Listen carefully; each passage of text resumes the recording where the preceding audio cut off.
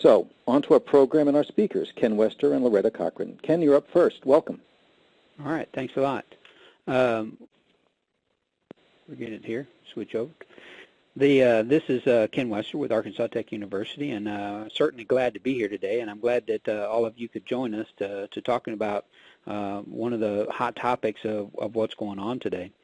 We're a 10,000 plus student university that is moving to, as everyone else probably, moving to online initiatives. And we are moving in that direction also. And we were looking for an opportunity and some things that we needed to do to be able to help move our classes online. And when we started out in this avenue, probably just like many people did in the early days, we were recording lectures with VCR tapes and then turning around and digitizing those to the web using to real media and those types of things. So since before 1999 and up to just recently, we were doing this process. The problem is that it was really driven by the individual departments or individual instructors who were wanting their particular class recorded for digitizing and put out on the web using real media and other things like that. But it was no real set standard to it. We'd get requests one week, maybe no requests the next, that kind of thing. It took a lot of work on a part of both the instructors and on the staff in order to be able to upload these types of videos. And there was no real standard for the recordings. Some of them were in really good shape, and others, depending on the cameras that you used and how the digitizing was done and that kind of thing. So a lot of issues that we had to look at. And when we were moving towards this, that wasn't the answer. So we were looking for another answer. And we looked to cloud-based lecture capture. First of all, our administration, the president, came up with the plan of moving to a new distance online initiative. And with that, he gave us, some mandates to look at for standardization, and that it also needed to support our existing efforts that we had with face-to-face classes, and then, of course, anything else it could do would be a benefit, so we get the most bang for our buck. We started this project in the spring of 2010, and we ran a test instance with that in the summer of 2010, and found out we could be pretty successful at this. So we needed to be sure, though, that we had the standards in place, and that was really a driving factor on all of these.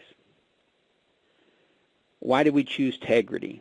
Well, during this project, and even before this project, I had actually been looking at lecture capture for a period of time and investigating some of the other solutions that were out there.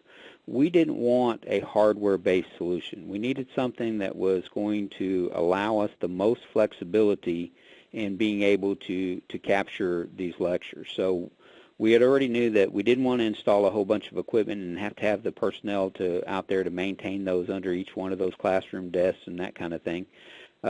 We needed it to be seamless with Blackboard, that's our course management system, and Active Directory, because we are a Microsoft Active Directory shop. It needed to be simple and easy to use, and most importantly, as part of our mandate, support existing teaching styles. We've been told that, let's investigate this from the way the teacher teaches and see if we can't help them record their lectures without changing the way that they teach or introduce a bunch of technology to them that they had to work through in order to be successful. It also needed to be able to be done so that it can be done at any time, so we didn't have to have additional personnel standing there helping them out and those things. They could do it from home. They could do it from on vacation, wherever they happened to be at. That was an important factor that this could be done. And then from that the students be able to have almost immediate access to the recordings. We go back to our 1999 time when we were digitizing VCR tapes. We could be looking at 24 to 48 hours before we could successfully get a video online. And with today's access to the internet and the things, students really do expect that you have these things readily available for them. What are we doing with lecture capture? Since our project, which again I mentioned that we were very successful in our project, we found that both the instructors and the students were happy with what was going on. We started with some face-to-face classes and also some online instruction, and that has worked out well. We implemented 9 what we're calling Tegrity classrooms. Not that you need Tegrity classrooms for this to be successful, but we went ahead and was working with it during the project and things. How could we best capture, get the best quality, and get a standardization that we needed to have for doing this type of capture?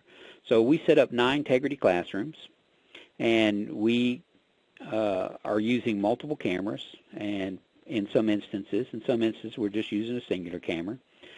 We did figure that enhanced audio was very important, and interactive devices such as document cameras, smart boards, alternative cameras, different kinds of audio, possibly instructor audio and student audio, again with the idea that we didn't want to change the way the teacher was teaching, but for us to adapt the lecture capture to that, and that's how that came about.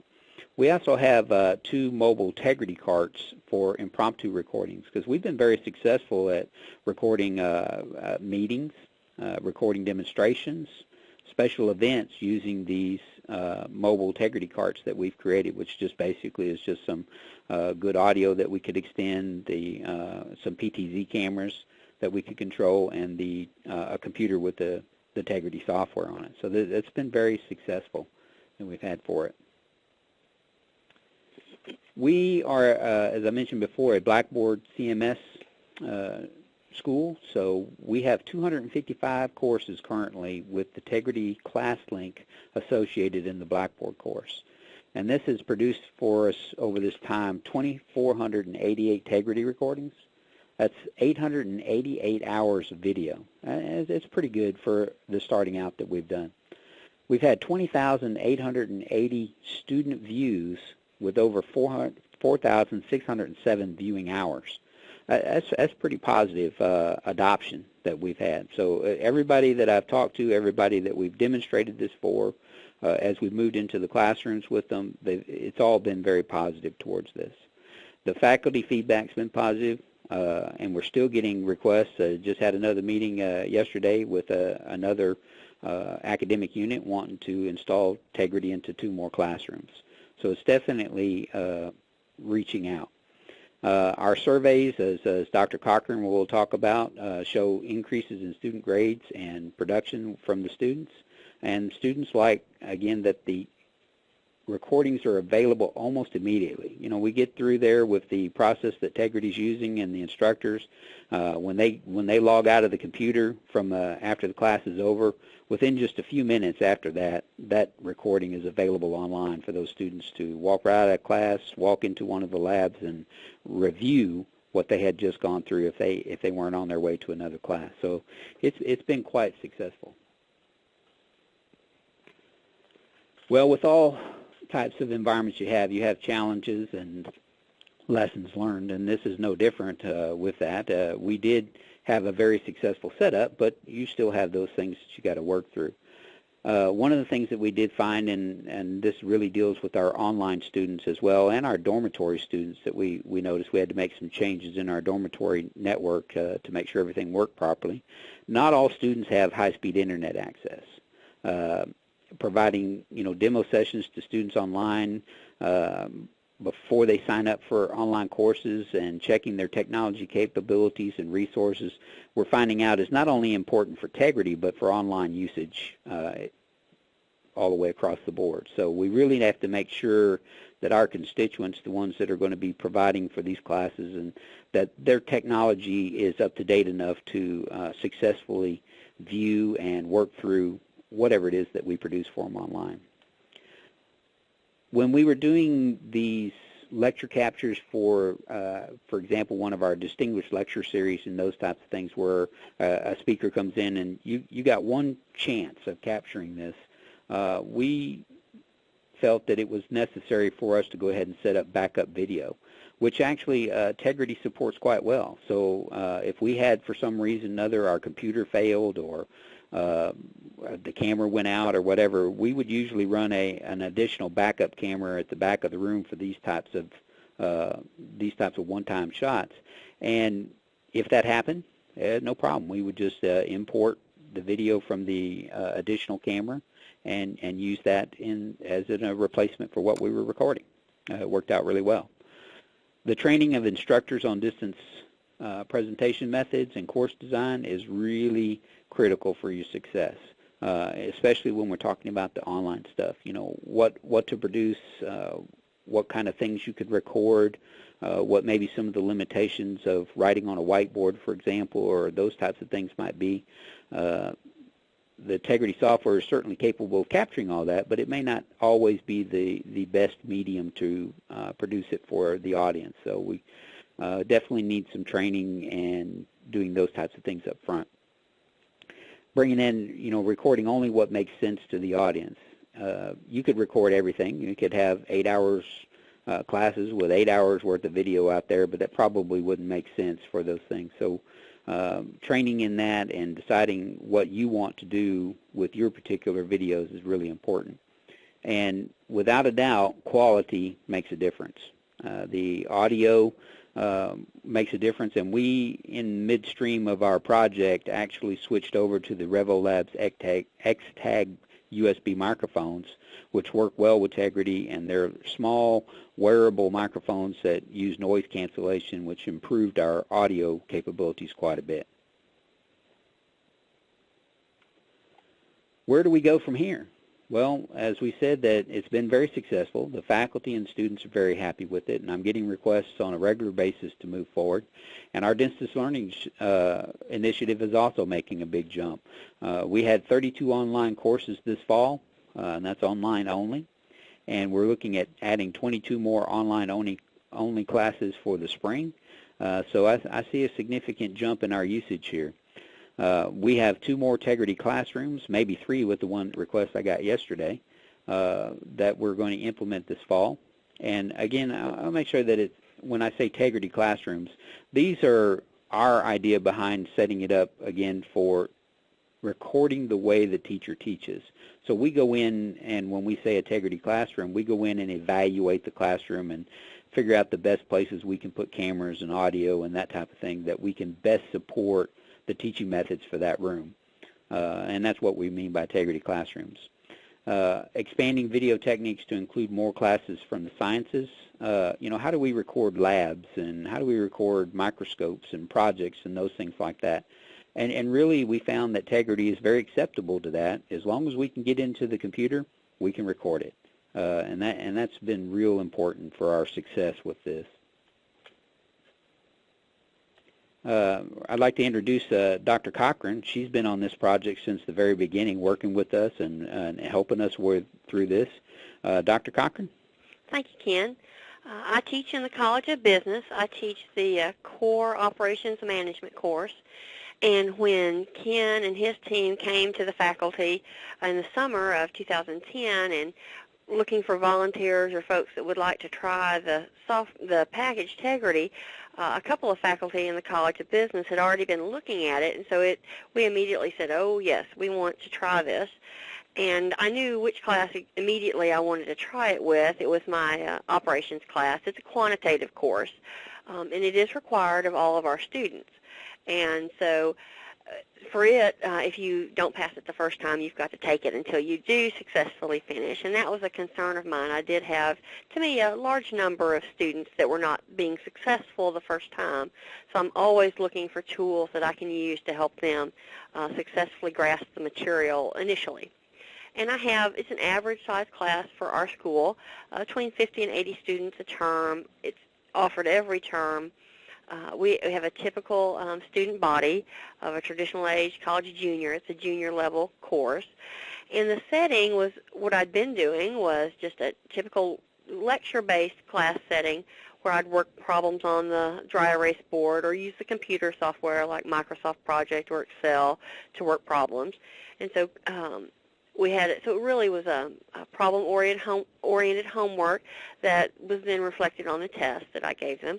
And so Ken's team actually came in and looked at what we were doing, and they actually helped me pick out which classroom to set up, and I actually use a Tegrity setup in our classroom. There's a fixed camera on the wall, and it works very well. It's very easy for me to use, and that was one of the things that I needed, was an easy setup. So once I started using Tegrity, I wanted to see the impact of Tegrity on the students. I wanted to look at the sample that I had in this particular group of students. And this is about average, what I normally get every semester. This cumulative GPA, that's the first thing listed. That's their university GPA at the time that they took the course, about a 3.0 average, 2.95 for the class. Then I wanted to look and see what their ACT scores were coming in. We're an ACT school, and also, particularly for my class, what the math subscore was. Wanted to see exactly what that was, and also what I found is important in how students do in my classes, what their high school GPA was. So I pulled that data in as well. And then after the fact, looked at their course grade. So that's actually the percent score in my course, and I'm just 90 to 100 is an A, 80 to 89 is a B, standard grading scale. So it came out with about a C average. And then I wanted to look and see how much they were actually using the Tegrity. So I looked at the number of chapters, which were really lectures. I did about one in this initial run, one lecture per chapter on average. Some chapters had more than one lecture, but this was the number of videos that they viewed, the number of times total that they viewed videos, and then the total number of minutes that they watched. Next slide, please.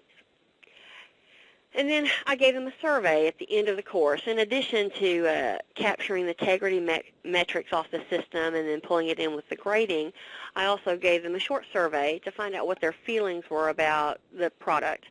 And what I found was surprising to me. Actually, the majority wanted to use lecture capture in the future in their classes, and they also felt it had value to their education. They felt it contributed to their learning. And then I looked to see those that did prefer the lecture capture environment to see what their behavior was. And they actually watched twice as long on average and watched more lessons. Almost half of the lessons were watched by those that wanted to see lecture capture. And when I looked at some of the data, I started looking at some box plots and just visualizing the data, and found several outliers. And so I could pull up those individual data points, and I'd look to see who those outliers were. And what I found, particularly on usage, was that these were my non-native speaking non-native English speaking students. We have a significant population of international students on campus. And what I found was that my international students were routinely watching the lectures 3 times as long and twice as many of the lectures as my traditional university student that was from the States.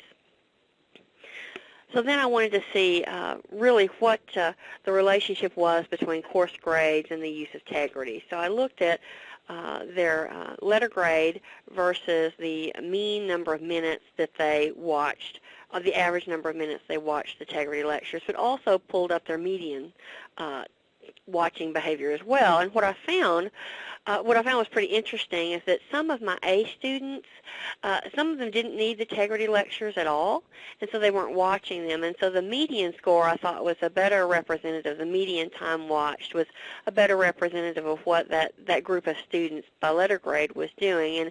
And interestingly enough, as the grades go up, the viewing time increases as well. And then, so when the semester was over, I wanted to see, okay, what's the impact overall? When it comes down to it, did more students actually successfully complete my class with using Tegrity in the course? And what I found was that my A's, which, my strongest students, I think it actually was able to pull up some of my students that probably would have made B's and into that A subgroup.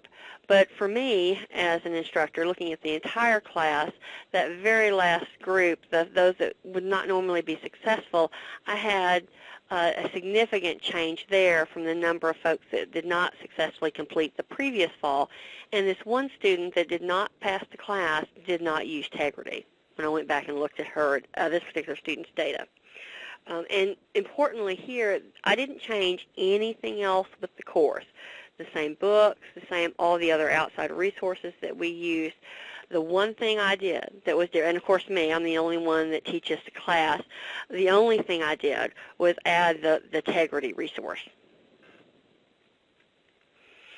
And so on the survey that I had given the students, I provided an opportunity for comments. And as most of you know, when you give out course evaluations, at least here in the ones that I have, usually the comment section is left blank. Students want to finish that evaluation and get out of the room. But on this particular survey, I think students felt strongly enough about Tegrity. They stayed and provided their comments. And this is just a sampling, a small sampling of the comments that I got back from these students. I felt that it was important that the students noted that they could slow down the problems that I was working on the board or on the computer so that they could actually comprehend them and learn them. They felt less stress. I had students actually come up and tell me they'd want to know when the Tegrity lectures would be posted because they had a work commitment or a sick child and they knew they were going to be missing class, and they wanted to know when that resource was going to be available for them. And it actually reduced the stress that they had in my class. And that was comments that they would tell me directly because they wanted to know when those lectures would be available. They were able to repeat the material, and I have some students that don't particularly want to, raise their hand in class and ask questions. And this way they could go back and rewatch the lecture and get their questions answered without feeling like they had to, particularly students that didn't necessarily want to bring any attention to themselves in class. They could go back and rewatch the material. And I've had students and I've had other faculty tell me that after they'd had the experience in my class, they've actually asked their faculty members to use Tegrity. So that's, I think, them asking for that resource shows that they feel it's important and it's of value. In fact, we immediately added it to our computer applications course, which is a sophomore level course, and then I know this semester we've added it to our another junior level course, our money and banking course. And then for me as a faculty member, of course, I'm interested in my performance, so I looked back at my own personal course evaluations, and these are the university evaluations that the students fill out completely anonymously, and it's my performance measure when I'm graded on my teaching scores. And so and this is one thing that I've had other faculty members actually ask me about, and I've been happy to share those, is that my scores, and this is a class that normally does not get the highest scores in the college. It's a challenging course for the students, and so and this was just almost an accidental finding. I was putting together my evaluation for the year and noticed this difference and had to highlight it. And I thought that the three that I've highlighted spoke directly to what Tegrity was doing for me in the classroom, and it was helping me better present the content of the course, and the students found that as well. They thought their class time was more valuable and that the instructional aids that they were using were more valuable to them.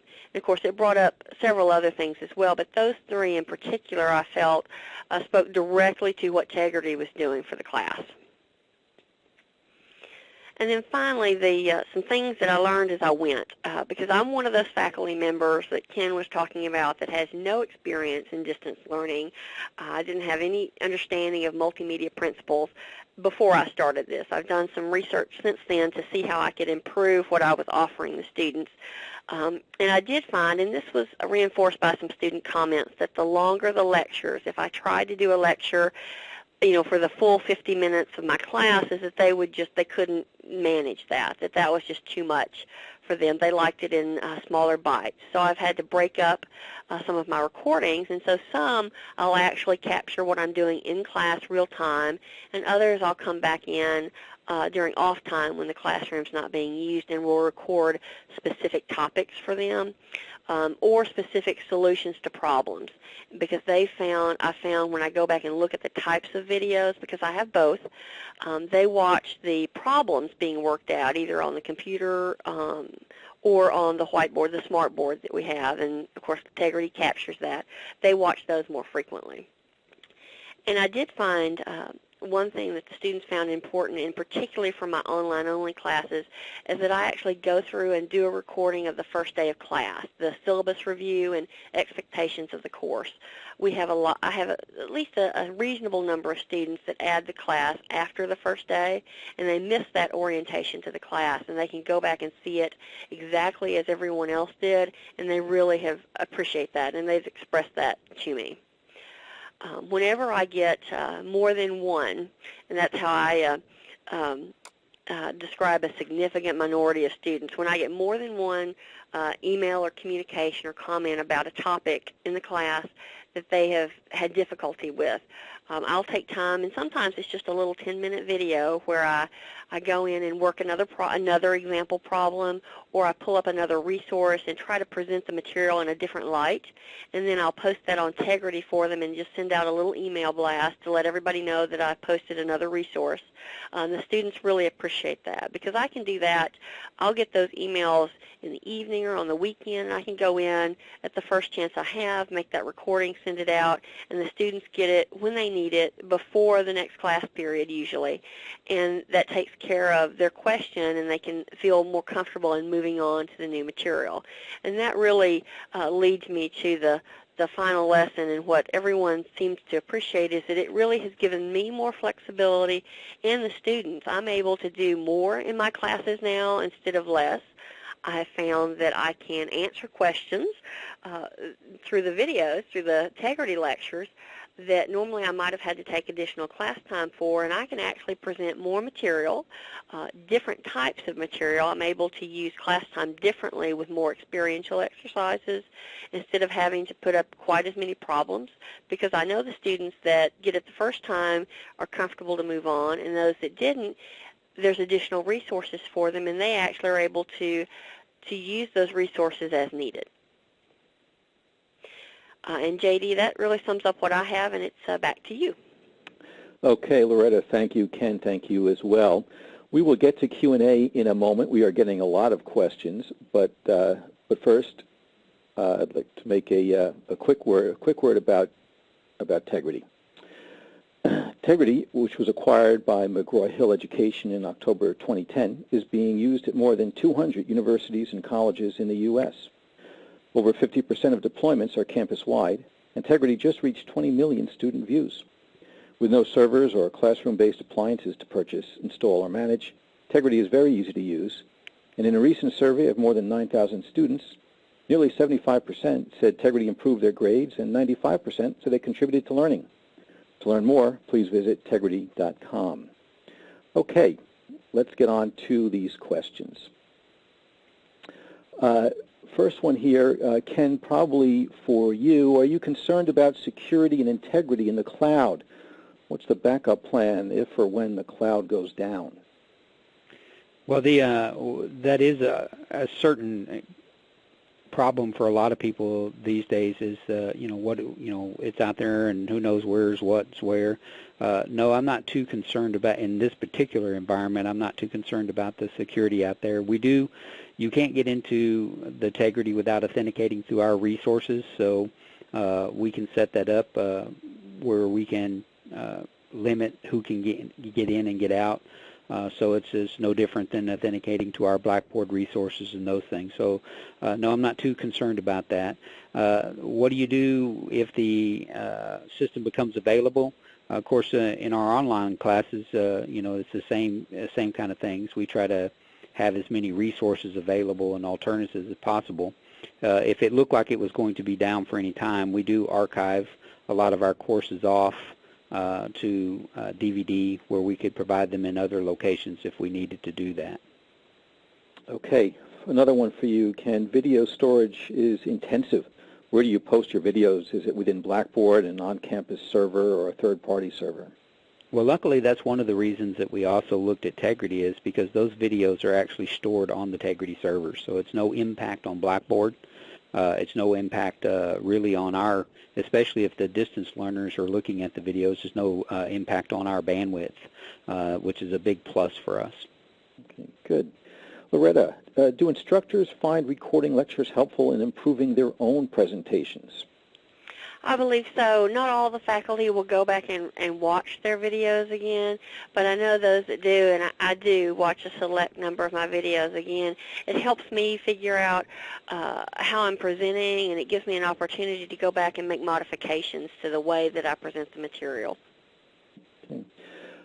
What was the learning curve like for you and other instructors there regarding using Tegrity?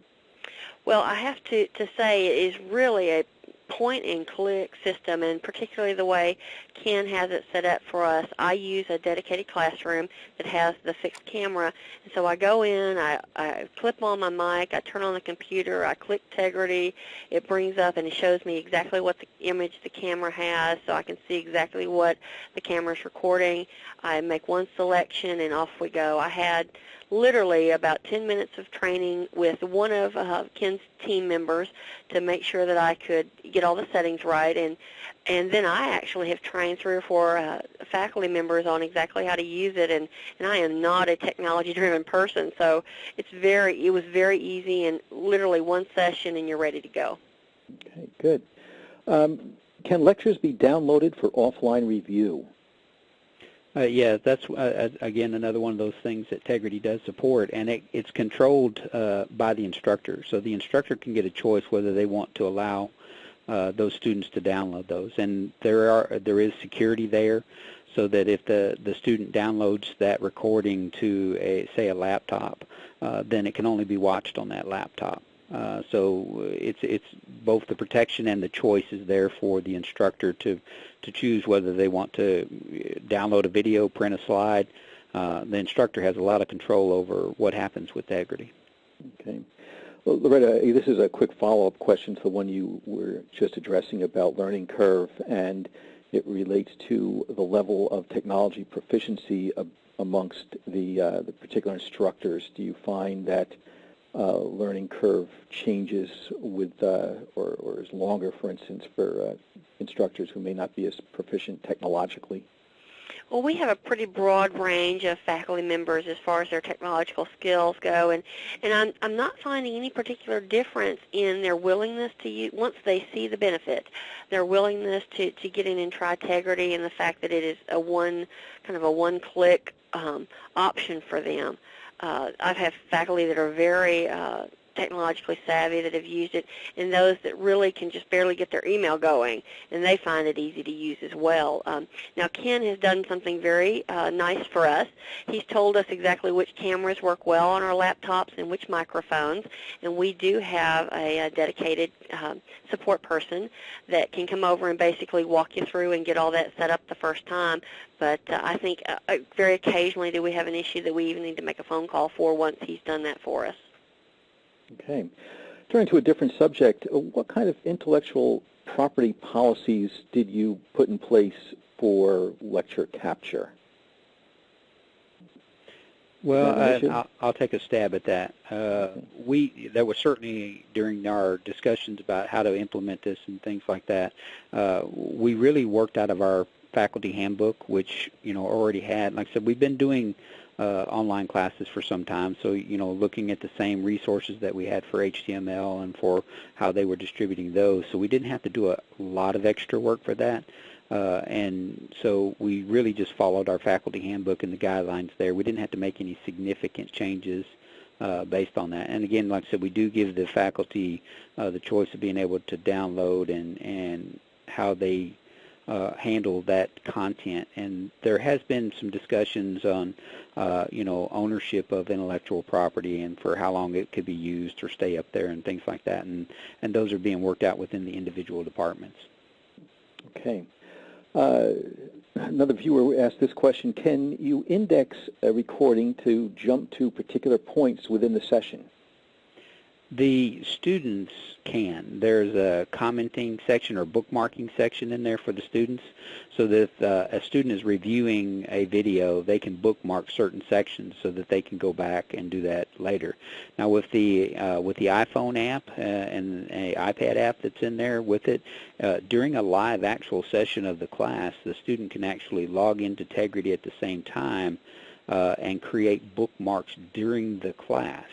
Which then means that with that bookmark, they can jump to that specific section that they were having a problem with right after the class is over. So they don't have to go searching through the video for it. It's already bookmarked for them when they get ready to review it.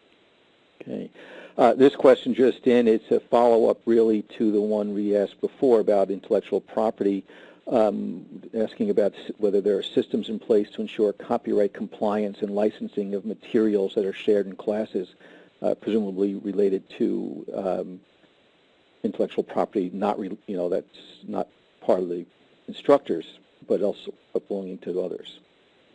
Right. We've made it perfectly clear that publishing things online, whether they were doing it on their web pages, within Blackboard itself, and those things still need to be adhered to with this same policy. If you're going to be showing something online, then it needs to follow the same copyright guidelines as all of our other materials, whether it's being published on paper or published online. The departments are obviously, responsible for that content that their instructors are putting out, but I don't think we've had a problem. There's no misunderstandings about what the responsibilities are for making sure that those copyrights are followed. Okay. This viewer likes this concept of it being student-centered, but a question, how do you address accessibility issues with viewing these videos? For instance, do you closed caption the lectures? The closed captioning is available in there, and that is actually one of our challenges is coming up with reasonable ways to do closed captioning. It's not an automatic process, but there are both third-party companies, and at the last conference that I went to, there was their school actually were using GAs to go back and do closed captioning for their particular courses. So closed captioning is certainly possible in there, and it can be done either by allowing an outside entity to do it or coming up with your institutional methods of doing closed captioning. Okay. Got a technical question here related to video clips. What's the frame rate for playback? Is it close to full motion speed?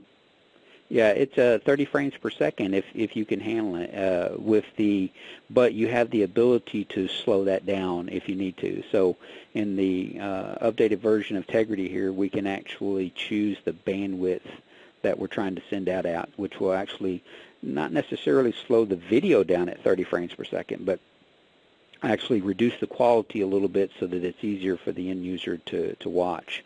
Again, with people doing dial-up and those types of things, it is very important to be able to redistribute the video in a way that they can actually watch it. Okay. Next question, this viewer asks, how many staff positions support the multiple Tegrity classrooms? One. One. We find that once we put that into place, there's not a lot of extra stuff that we have to do. It's really just part of the classroom support. Now, we have a classroom support person also that takes care of the normal in-classroom items, but we did hire what we considered to be a multimedia coordinator for this project, and it was just because of the sheer amount of things that we were trying to do with Tegrity, with Collaborate, with Blackboard itself, video, audio, and those things. And we felt we needed somebody that could sit with the faculty and actually teach them how to use it, plus research new methods for capturing the video and audio that worked for our particular university. So right now, I would have to say there's one person responsible for the actual Tegrity environment and an additional person that we already had that supported the classroom environment. Okay. Loretta, maybe you can take a stab at this next question related to instruction. It says, do you have classes where lecture is only one of many types of teaching methodologies, for instance, where chair or table setups that might be used in a classroom? Essentially, does Tegrity work with a variety of teaching methods like small group, learning centers, group reporting, debate? Yes, we found that's one of the things that when Ken's group comes in and we set up a classroom, he'll actually set up the camera positions so that if I'm lecturing at the podium, I just set it on that position. If I move over to the smart board, I just move the camera over. And then if I'm doing small group discussion and want to capture that, I just shift the camera to capture the classroom. Now, one thing that it's a personal thing that I make sure that I do is I will reuse some of my lectures from semester to semester. I do not reuse any of the lectures that have students' images in them. Like if they are doing a presentation or if we're capturing group discussion, I will not repost those into another classroom because they can only view it themselves in that classroom when they're enrolled in my Blackboard section, and I don't feel comfortable sharing that image or their comments in another completely independent classroom setting. Yeah, I agree with that also. All right. This next question, I'll bet it's on the minds of virtually everybody in the audience. Has attendance been impacted once students have access to lecture capture? In other words, are students not coming to class because they know it's being recorded? I can speak to that. Actually, it has not. And I've had a lot of faculty say, well, they're just not going to come to class if you record your lectures. And what I have found is that has not happened in my class. We have a university policy where we take roll every class period. And so I've looked at that specifically, and there has been not one bit of change in the number of seats that are filled in class. I've been very pleased that students are using this as an addition to the classroom experience. Okay, good. Okay. Hey, JD? Yes. JD? Yeah. Hey, it's Mike Berger. Just a quick Mike, comment. Let me just introduce you to everyone. Mike Berger is with Tegrity. We welcome you, Mike. Thank you very much. I just wanted to add a quick comment on the closed captioning. Just to clarify, in the last update for Tegrity, we added an automated closed captioning capability. As Ken pointed out, it does require a third party, and we have a number of companies that we work with in that respect. 3Play Media, Automated Sync Technologies, to name a few. What happens is the instructor would just request the closed captioning in their course, and then the workflow from there is that someone administrating the system would approve the request, and from there it's completely automatic. It's sent out, it's transcribed, pushed back over the web into the recording. So once the request is approved, at that point it's completely automatic. But again, as Ken mentioned, that's a third-party service that is paid for separately. But on the Tegrity side, we've integrated with those companies so that the overall workflow is automated. Yep, that's right. Thanks for clarifying that Mike. Thanks. Okay, continuing, we have a number of more questions. We'll try to get to as many as we can. Can the program be used on a single campus setting if you're in a university system with multiple campuses that use the same course management platform? Can you interpret that for us? I can try. Jump into if you need me to. Okay, Mike. Yeah, go ahead, Mike. Mike. So the question was, could it be used with an institution that has different locations but all using the same CMS? Is that? Yeah. Mm-hmm. Yeah. So that can be done very easily. In fact, we've got the Washington State system of community and technical colleges that are using Tegrity for 34 different institutions within the system, and they actually not only have one course management system, but they use a number of them. So one of the nice things with our AIRS integration technology is that it enables an institution to use one or more course management systems concurrently. So that is it's absolutely possible with one CMS and even possible with multiple CMSs. Okay. Quick factual question here. A viewer would like to know which version of Blackboard you're using there, Ken. We're using version 9.1 on Service Pack 6 at this time, and we started out with 9.1 Service Pack 4. Okay. Loretta, this one for you, related again to how it's been embraced by the faculty. A question, have you found it perhaps more difficult to get tenured faculty on board with Tegrity? Well, not really. I'm tenured, and our computer applications instructor is not, but now our money and banking instructor is, and then our business statistics faculty member is as well. And then, of course, we have another management professor who is using it, and she's tenured as well. Okay, good. Back to a technical question. How easy is it to go back and edit recent recordings? Can an instructor go back to a recording and remove content if they choose? For instance, if there's a 10 to 15-minute group work session during a recording, can that easily be edited out? Yeah, once the video is uploaded online, then certainly either inputting a new piece of clip or cutting out a portion is not a problem at all. It's a fairly quick process. I mean, it's not the same kind of editing experience of thinking, you know, oh, I've got Movie Maker and I'm going to do a bunch of stuff there. But for nice and easy clipping out certain sections or the start or end or those types of things, very, very straightforward and easy to do. Okay. And does Tegrity support live broadcasting and streaming? Yes, it does. You can do that right from the class. The instructor has to, you know, to set that up when they're doing it, and it's their choice of how they want to do that. But it does support live streaming. Okay. This viewer is asking, what other lecture capture software did you perhaps explore before choosing Tegrity? I won't throw out a whole bunch of names, but we explored all the major systems, including some free ones and the ones within Blackboard itself and those things. Now, all of these systems have made changes over the last year, and they all have positive attributes that we looked at. What we did look at with Tegrity overall with those was the lack of the requirement of having a physical hardware appliance mounted up underneath the desk. Its ability to record on almost any device. During our little project test, we recorded everything from a little netbook upwards through some older PCs to see how successful we were going to be. We used a variety of USB cameras and those types of things to ensure that we could do this with as little items as possible, including not having video at all, just doing podcasting.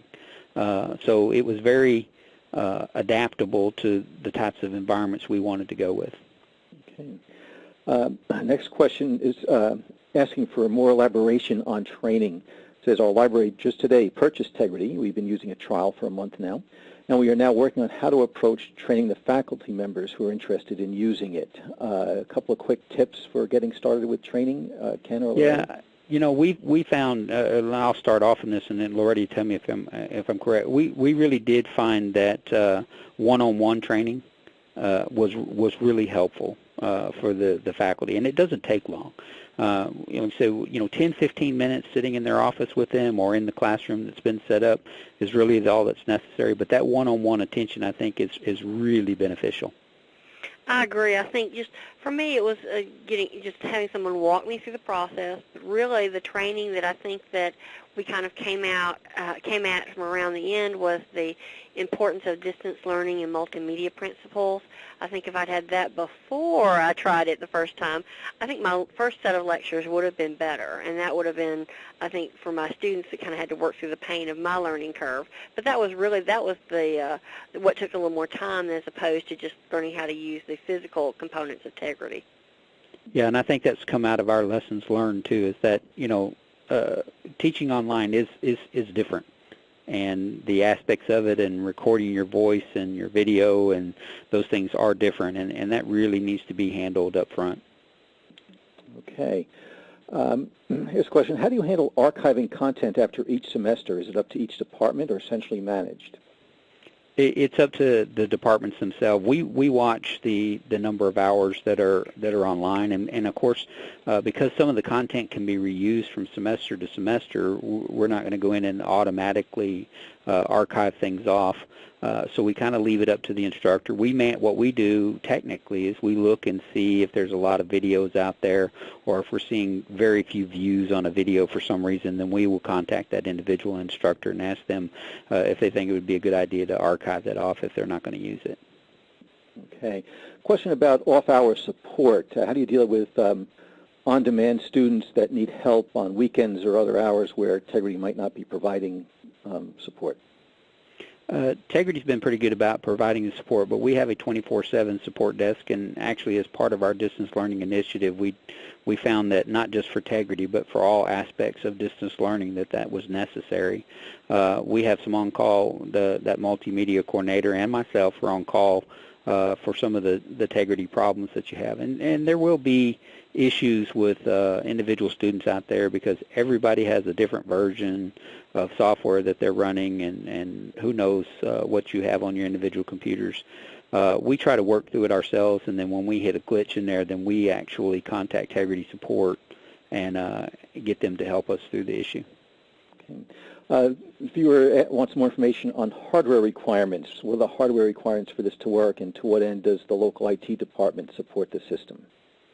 Yeah, and that was one of our big things that we went through during the project, and that was a personal tidbit on my own, is that I wanted to make sure that whatever it was that was being used could be supported.